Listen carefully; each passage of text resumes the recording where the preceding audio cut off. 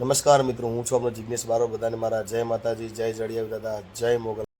તો કેમ છો મારા ભાઈઓ અને બહેનો? વિડીયોમાં તમારું દિલથી હાર્દિક સ્વાગત છે. મારા ભાઈઓ, દેવતભાઈ ખબર કે જેવું મિત્રો ગમે તેવો વિરોધ હોય અને દેવતભાઈ ખબરનું નામ ના આવે એવું તો મિત્રો બને જ નહીં. કેમ કે દેવતભાઈ ખબર મિત્રો એક સારા માણસ છે, લોક સાહિત્ય કલાકાર છે અને મિત્રો તેમનો કોઈ પણ વાક હોતો નથી, પરંતુ ગમે તે વિવાદમાં મિત્રો તેમનું નામ આવી જ જાય છે. અને મિત્રો આ વખતે પણ એવું જ થયું છે. અને મિત્રો તેમના પરમ મિત્ર એવા જિગ્નેશભાઈ કવિરાજ કે જેમણે દેવતભાઈ ખવડ વિશે મિત્રો શું કહ્યું, વિડીયો છેલ્લે સુધી જોજો.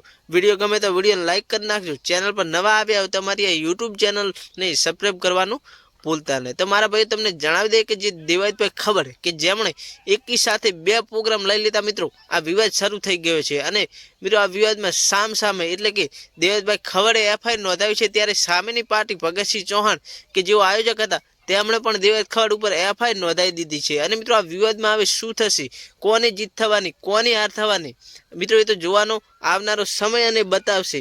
તો મિત્રો મારા ભાઈઓ તમને જણાવી દે કે જે દેવતભાઈ ખબર છે કે જેમની મિત્રો ગાડી તોડવામાં આવી હતી અને મિત્રો આયોજક એટલે કે ભગતસિંહ ચૌહાણે દેવતભાઈ ખવડ ઉપર આરોપ લગાવ્યો છે કે દેવતભાઈ ખવડે તેમની પાસેથી 8 લાખ રૂપિયા લઈ પ્રોગ્રામ કર્યો નથી. ત્યારે મારા ભાઈ દેવતભાઈ ખવડ એમ કહે છે કે મેં આયોજક એટલે કે ભગતસિંહ ચૌહાણ પાસેથી 1 પણ રૂપિયો લીધો ન હતો. હું તો ખાલી સંબંધ સાચવવા માટે આ પ્રોગ્રામ કરવાનો હતો. તો મારા ભાઈ આ બંનેમાંથી સાચું કોણ હવે એ જોવાનું રહેશે. તો મારા ભાઈ તમને જણાવી દે કે જે જિગ્નેશભાઈ કવિરાજ કે જેમણે દેવત ખવડ વિશે શું કહ્યું હતું, તો તમને મિત્રો જણાવી દે કે દેવતભાઈ ખવડે વિશે જિગ્નેશભાઈ કવિરાજે તેમને કોલ કરી અને મિત્રો તેમને આ વિવાદ વિશે મિત્રો સમાચાર લીધા હતા.